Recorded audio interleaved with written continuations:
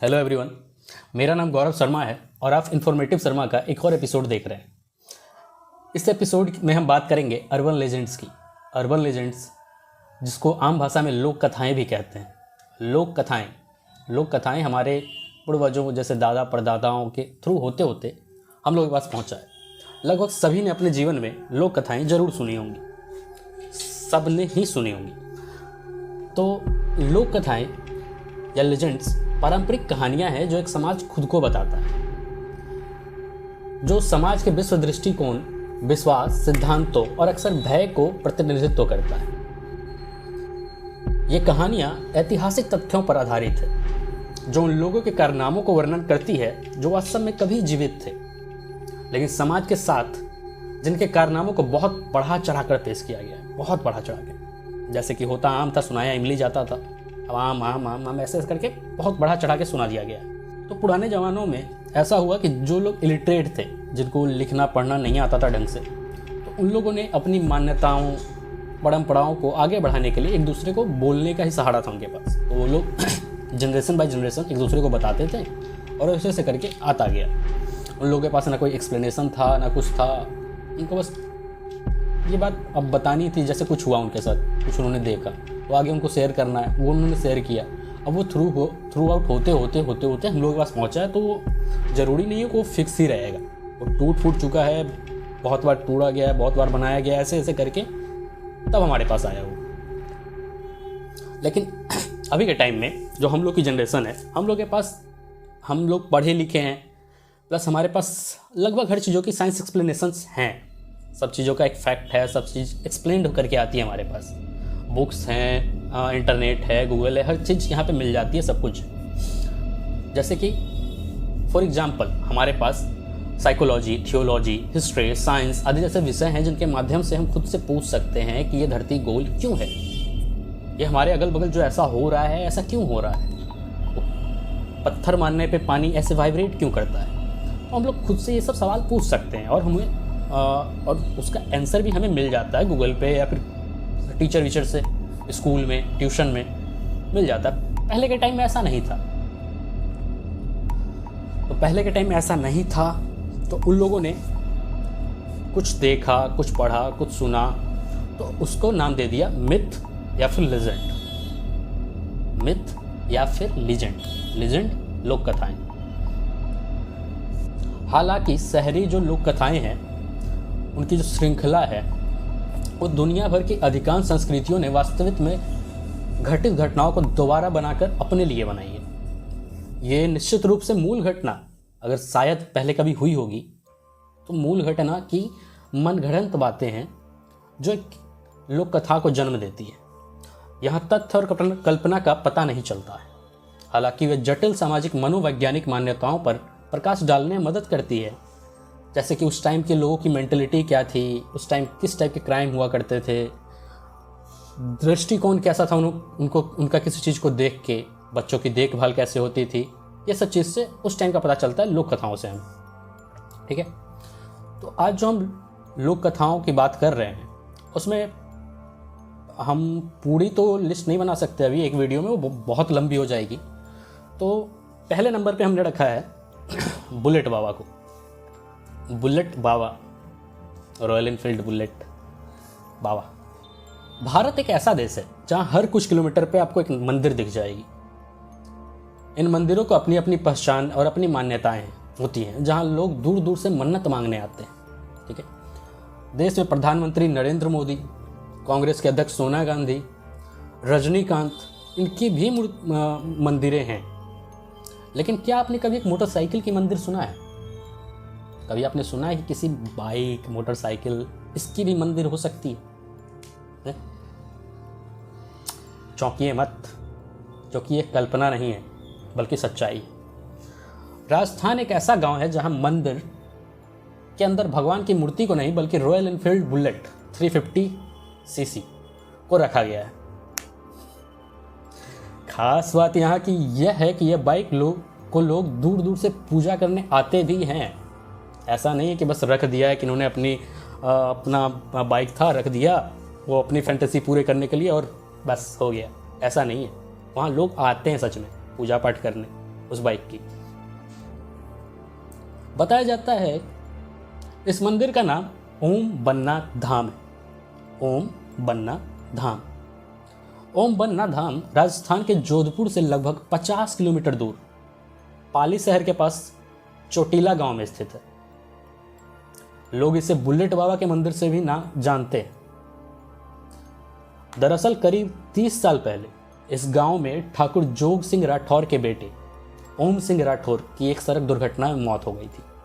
यह मंदिर उन्हीं ओम सिंह के नाम पर बनाया गया है। बताया जाता है कि जब ओम सिंह राठौर की सड़क हादसे में मौत हो गई तब पुलिस ने बाइक और उनकी शव को अपने कब्जे में ले लिया। लेकिन घटना के दूसरे दिन पुलिस ने देखा कि बाइक थाने में उपस्थित नहीं है, मतलब एक्सीडेंट हुआ उनका, वो वहीं पे डेथ कर गया, स्पॉट डेथ। अब पुलिस आती है, वो उसको सर्कल करती है पेरीमीटर में अपने, फिर वो बाइक और डेड बॉडी को अपने कस्टडी में लेके चली गई पुलिस। ठीक है, अब वहाँ लेके गई तो रखा, एग्जामिन किया जो एक दिन होना था। तो अब ऐसे में लाश तो दे दी जाती है पेरेंट्स को, जिसकी है वो, उसके फैमिली वाले को लाश दे दी जाती है, तो उन्होंने दे दिया, पर बाइक को उन्होंने रखा अपनी कस्टडी में। ठीक है, अब रात बीत गई। अगले दिन सुबह जैसे वो लोग उठते हैं, जाके देखते हैं बाइक कहाँ है, देखते हैं इसका थोड़ा बहुत पता वता करते हैं, कुछ बाइक नहीं थी, बाइक वहाँ से गायब थी, बाइक वहाँ पे नहीं थी।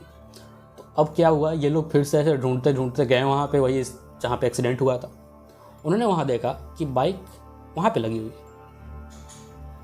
डाउट तो आया, पता नहीं कैसे आ गया बाइक यहाँ पे, हमने तो भाई वहाँ थाने में लगाई थी, थाने के कंपाउंड के अंदर, अब ये यहाँ कैसे आ गई पता नहीं। ऐसे ही सर खुजाते खुजाते वो लोग वापस लेके चले गए थाने में बाइक। उन्होंने फिर से वहीं लगाया, वो जो बाइक स्टैंड सब होती है जहाँ पे जब्त किए बाइक वाहन रखे जाते हैं, गाड़ी कार वगैरह, बाइक साइकिल ये सब, तो बाइक को वापस वहीं पार्किंग लॉट में लगाया उन्होंने। अगले दिन फिर बाइक गायब। फिर उन्होंने ढूंढा, ढूंढते ढूंढते वहाँ पहुँचे तो फिर देखा कि बाइक तो यहाँ स्पॉट पे लगी हुई है जहाँ पे डेथ हुआ था, एक्सीडेंट हुआ था। तो ऐसे 2-3 दिन तक हुआ, ये लोग लेके जाते, फिर बाइक अगले दिन गायब, फिर वहाँ पे मिलती, फिर वहाँ से वापस लेके आते, फिर जाते। तो अभी इन्होंने सोचा कि एक बार देखते हैं जग के कि भाई इसको लेके जाता कौन है और ले जाके वहीं पे लगा कौन देता है, ये शरारत कर कौन रहा है हमारे साथ। तो एक रात क्या हुआ, पुलिस की टीम ने वहाँ निगरानी की, वो लोग वहीं बैठे, लेकिन उसके बाद जो हुआ उनके दिमाग उड़ गए, उससे होश उड़ गए कि ऐसा कैसे हो सकता। मतलब आप फिजिकल वर्ल्ड में देखो, ये सब चीज़ को हटा के, आत्मा ये सब चीज़ को हटा के एक बार देखो, पॉसिबल है कि कोई बाइक खुद से चल के कहीं चली जाए? नहीं। बाइक में लगाते हो, स्टार्ट करते हो, गियर डालते हो, एक्सीलरेट करते हो, फिर वो चलती है। यहाँ पे ऐसा नहीं था। रात में जब पुलिस निगरानी कर रही थी तो उन्होंने देखा कि बाइक खुद ब खुद स्टार्ट हुई, वहाँ से निकली और वो जाके उस स्टैंड पे जाके लग गई जहाँ पे डेथ हुआ था। अब ऐसे कुछ होता है तो छोटे शहर या फिर बड़े शहर में तो लोग बिजी रहते हैं, जिनको ज़्यादा इधर उधर का पता नहीं रहता, लेना देना नहीं रहता, जब तक बड़ा कुछ कांड ना हो। लेकिन छोटे शहर में क्या होता है ना, कि कुछ हो वो जंगल में आग की तरह बात फैल जाती है, फैल गई ये बात। और ये थी भी कुछ ज़्यादा शॉकिंग न्यूज़ कि भाई ऐसा कैसे हो सकता है। ये सब होने के बाद वो जो पुलिस वाले थे उन्होंने बाइक को वापस फैमिली को लौटा दिया कि भाई रख लो, हमें तो समझ में नहीं आ रहा इसका, क्योंकि कोई फ़ायदा नहीं है ना कि हम लेके जाएंगे फिर ये अगले दिन आएगी, फिर हम यहाँ से इसको लेके जाएंगे, यही करते थोड़ी रह सकते हैं। तो उन्होंने बाइक को वापस कर दी कि चलो ऐसे भी एक्सीडेंट का केस था। चलो, इस घटना की जानकारी जब ओम सिंह राठौर के पिता जोग सिंह राठौर को चली तो उन्होंने अपने बेटे के नाम पे उस जगह पे मंदिर बनवा दिया और इसी मंदिर में उसने बुलेट को डाल दिया, साइड से फेंसिंग वेंसिंग करवा दी और अब यही मंदिर बुलेट बाबा के नाम मंदिर के नाम से प्रसिद्ध है। ठीक है, अब लोगों में मान्यताएं ऐसी है कि अगर आप उस रास्ते से जाते हो, पाली जोधपुर जो रोड है उससे अगर आप जाते हो, उन्होंने अगर वहाँ पे रुक के आप उस बुलेट बाबा के मंदिर में प्रणाम नहीं किया, पूजा पाठ नहीं करी, तो आगे जाके आपकी एक्सीडेंट निश्चित। आप मरोगे बचोगे वो बात की बात, एक्सीडेंट निश्चित। तो उस रास्ते से जो भी जाता है वो वहाँ रुक के एक बार जरूर प्रणाम करता हूँ। और ओम मन्ना को संतुष्ट रखने के लिए, वो जो बुलेट के ऑनर थे जिनकी डेथ हुई थी, उनको संतुष्ट रखने के लिए, उनको खुश रखने के लिए, बियर रखने के लिए बुलेट ब्रांड की बियर ऑफर की जाती है उन्हें। तो ये थी हमारी बुलेट बाबा की स्टोरी, पहली लेजेंड, अपनी पहली लोक कथा। अभी दूसरा है अपना मालछा महल। मालछा महल आता है अपने राजधानी दिल्ली से। अपने दिल्ली में कई कहानियाँ भरी पड़ी हैं, कितने महल हैं, इंडिया गेट हैं, रेड फोर्ट है, बहुत कुछ अपने दिल्ली में। और इन्हीं सब ऐतिहासिक स्थलों के बीच में एक असामान्य जगह भी है जो अलौकिक साजिश की फुसफुसाती लोक कथाओं के रूप में सामने आती है। इसको मालछा महल के नाम से जाना जाता है। जो लोग नहीं जानते उनके लिए बता दें कि मालछा महल एक तुगलक युग का शिकारी लॉज है जिसे 1325 में फिरोज शाह तुगलक ने बनवाया था। यह महल मालछा में स्थित है जो रायसीना हिल के आसपास में खूबसूरत गांव में से एक है। ठीक है। सदियों तक एक रहस्यमय परिवार के वहां रहने से पहले यह हवेली वीरान पड़ी हुई थी। यह परिवार अवध के नवाबों का वंशज होने का दावा करती थी। जो ये परिवार रहती थी उन्होंने अपने आप को अवध के जो महाराज थे उनका वंशज होने का दावा किया था। ठीक है। परिवार की मुखिया विलायत महल अपने बेटे अली रजा और बेटी सकीना महल के साथ महल के अंदर रहने लगी। उसने दावा किया कि वह नवाब वाजिद अली शाह की परपोती है और कई सालों तक वह नई दिल्ली स्टेशन के पास रहती थी। उन्होंने भारत सरकार से अपनी पैतृक संपत्ति वापस करने की मांग की जिसे अंग्रेजों ने अवैध रूप से जब्त कर लिया था। भारत की तत्कालीन प्रधानमंत्री इंदिरा गांधी इसमें शामिल हुई और परिवार की दयनीय स्थिति को देख उन्होंने महल को देने का घोषणा कर दिया। ऐसे भी ये महल इतना विवाद में पड़ा हुआ है, ऐसे ऐसे सीन है, दे दो, छोड़ो, ऐसा कुछ उन्होंने कर दिया। आखिरकार मालछा महल उन्हें दे दिया गया और परिवार 1985 से इस संपत्ति में रहने लगी। ठीक है। स्थानीय लोगों के अनुसार महल में बेगम विलायत महल की आत्मा रहती है। उसने कथित तौर पर कुचले हुए हीरो क्रस्ट डायमंड को निगल कर आत्महत्या कर ली थी। सोच सकते हो, मैं भी कभी कभी सोचता हूँ कि भाई इतनी सुसाइड की वो है ऑप्शंस, इतना महंगा मौत, छोड़ो। इस रहस्यमयी शाही परिवार के आखिरी सदस्य प्रिंस अली रजा की भी 2017 में मौत हो गई थी। वह महल के अंदर ही मृत पाए गए थे, मतलब वो महल के अंदर ही डेड पाए गए थे। वहाँ एक बड़ा संकेत है जो बताता है कि जो यहाँ पे बिना परमिशन के घुसेगा या परमिशन नहीं घुसेगा उन्हें डायरेक्ट गोली मार दी जाएगी या उन पर शिकारी कुत्ते रख दिए जाएंगे। पास में अर्थ सेंटर के गार्डों, मतलब उनके अगल बगल जो अर्थ सेंटर है कुछ, तो वहाँ के जो गार्ड है और वन अधिकारी जो हैं उन्होंने बताया कि पत्रकार कुछ जो थे वो परिसर में चुपचाप आए और फिर कभी नहीं लौट गए। पास के अर्थ सेंटर और वन अधिकारियों ने बताया है कि कुछ पत्रकार थे जो इस महल के बारे में सुनकर उस महल में आए थे एक बारी, मतलब देखने की क्या होता है क्या नहीं, देखते हैं, न्यूज़ कवर करेंगे, टीआरपी लाएंगे, और वो अंदर गए पर वापस नहीं आए, कभी नहीं आए। दिल्ली में सबसे प्रेतवादित स्थानों में, दिल्ली के सबसे ज़्यादा हॉन्टेड प्लेसेस में मालछा महल एक अच्छी पोजीशन रखता है। बहुत सारे पर्यटक, बहुत लोग जो हॉन्टेड लवर्स हैं, जो हॉरर लवर्स हैं, इनको कहानियाँ पसंद है, घोस्ट बस्टिंग पसंद है, वो लोग यहाँ ना बड़े बड़े वॉइस रिकॉर्डर्स, कैमरा ये सब लेके आते हैं। आज तक तो कुछ मिला नहीं है, देखते क्या होता है। अभी तीसरा जो है अपने पास लेजेंड लोक कथा, वो है एरे मिल्क कॉलोनी की। एरे मिल्क कॉलोनी मुंबई में स्थित है। मुंबई के गोड़े गांव के उपनगरीय इलाकों में स्थित यह कॉलोनी अपनी प्राकृतिक सुंदरता के लिए जानी जाती है और इसमें एक झील भी है जहां परिवार अक्सर पिकनिक मनाने आते हैं और दृश्यों का आनंद लेते हैं। यदि आपको भूत की कहानियों का पीछा करना है तो कहीं और नहीं देखे, यहाँ आए। यह एक ऐसी जगह है जहाँ पे बॉलीवुड मूवीज़ बहुत शूटिंग हुई है यहाँ पे। लेकिन अब आजकल ये एक ऐसी जगह बन गई है जहाँ पे कोई जाना नहीं चाहता है, जाने से जिसके रोंगटे खड़े हो जाते हैं, डर के मारे कोई जाता नहीं यहाँ पे। इस स्थान पर डरने का कारण ये है कि रात के समय इस जो पार्क है, ये जो जंगल है, उसमें बिना बुलाए एक मेहमान का आना। रात में एक ऐसा मेहमान यहाँ आ जाता है जिसको किसी ने कभी नहीं बुलाया है।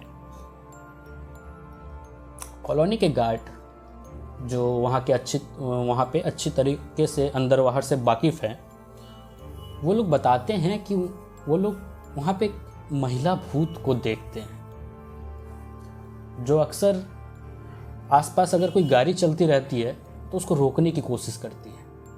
अगर वो नहीं रुकते हैं तो वो उनके पीछे तेज़ रफ्तार से दौड़ती है। मतलब समझ लीजिए अगर आप गाड़ी से वहाँ जा रहे हैं, ठीक है, वो पहले तो आपको रोकने का इशारा देगी, अगर आप नहीं रुकोगे तो वो आपके पीछे दौड़ेगी, आपसे रेस लगाएगी।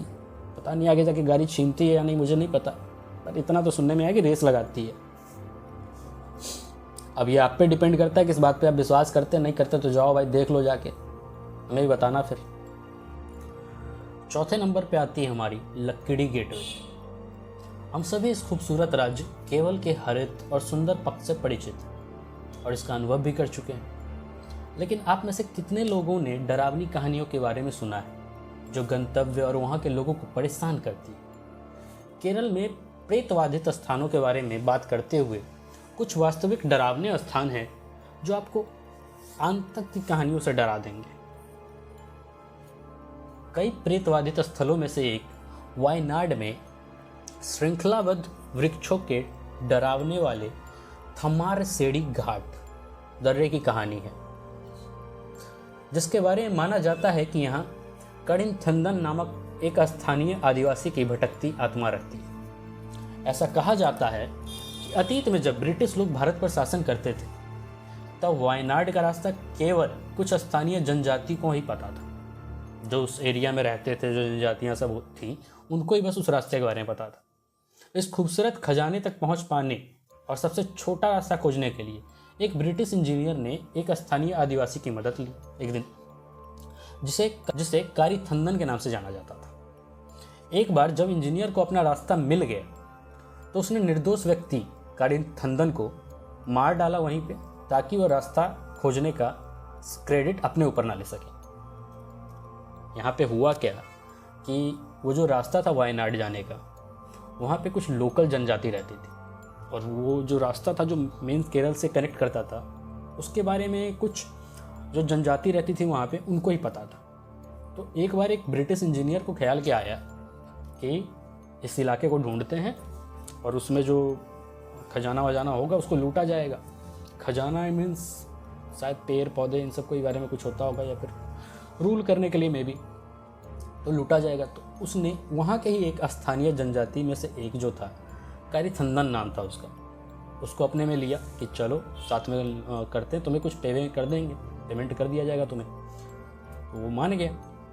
उसके साथ जाते जाते उन्होंने यही रास्ता ढूंढा, लेकिन जैसे इंजीनियर को रास्ता मिल गया उसने कारीथंदन को ख़त्म कर दिया, ताकि वो रास्ते ढूंढने का क्रेडिट वो गरीब जनजाति का कारीथंदन ना ले सके। बरसों बाद कारीथंदन का भूत राहगीरों को परेशान करने लगा और पूरा क्षेत्र उसके द्वारा प्रेत बाधित हो गया। क्षेत्र के डरे हुए लोगों ने एक पुजारी से उनकी मदद करने के लिए कहा, जिसके आत्मा को भगाया और उसे पकड़ लिया।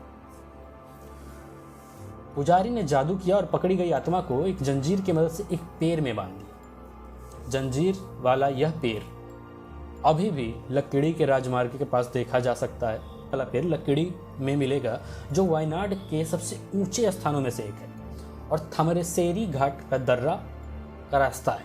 वहाँ से मतलब थमरसेरी घाट जाया जाता है।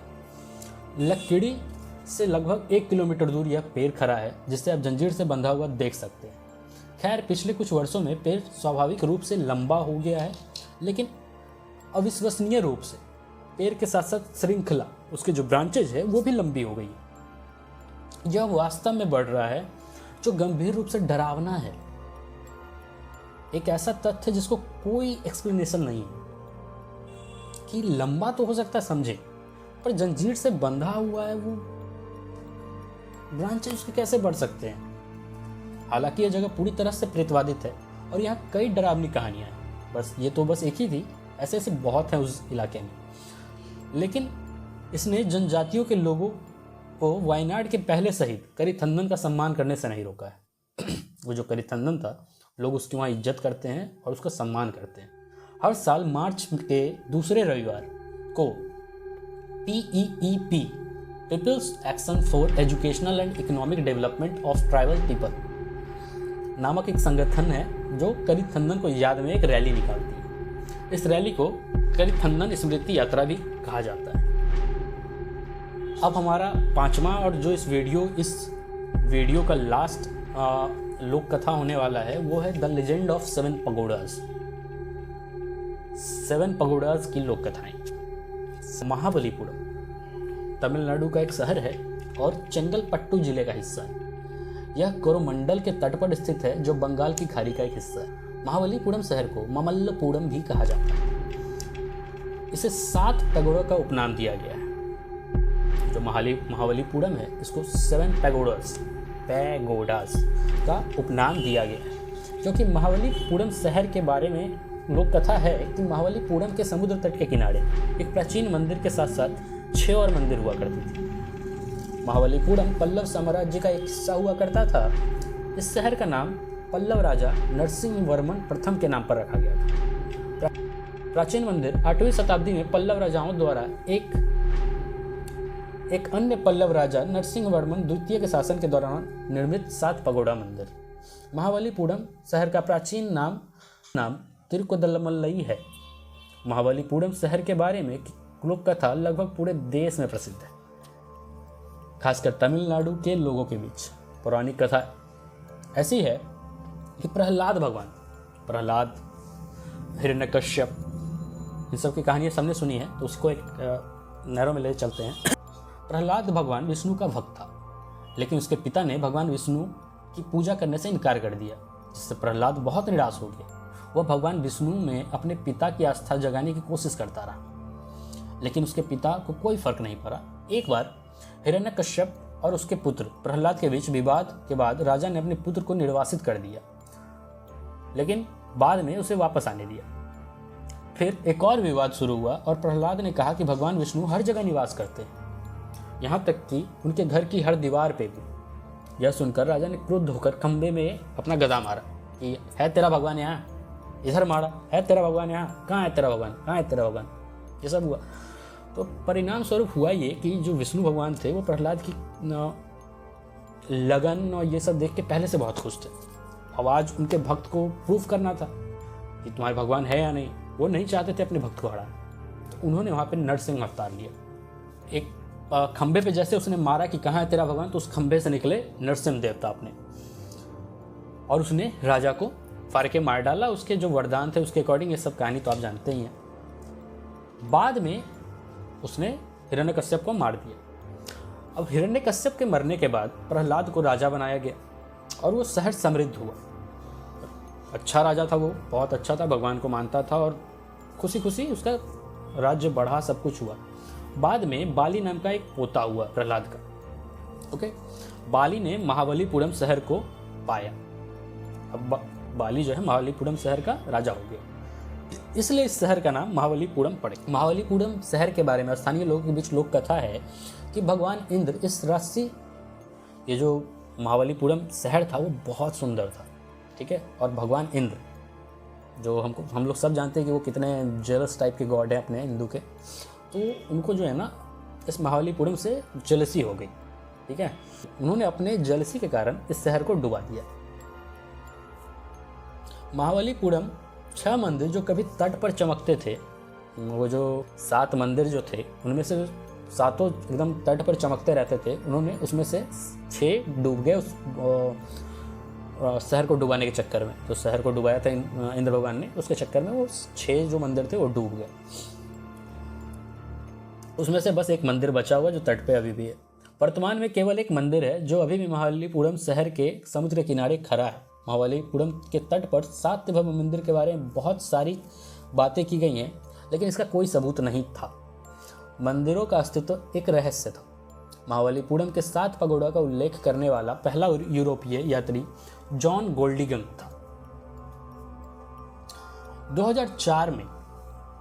2004 में एक सुनामी ने महाबलीपुरम शहर को तबाह कर दिया।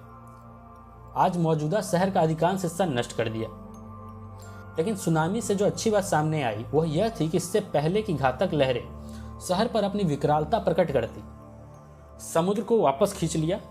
मतलब जो लहर अगर आती तो अप्रॉक्स पूरा शहर डूब जाता, पर समुद्र ने उसको वापस खींच लिया ताकि स्थिति का पता चल सके।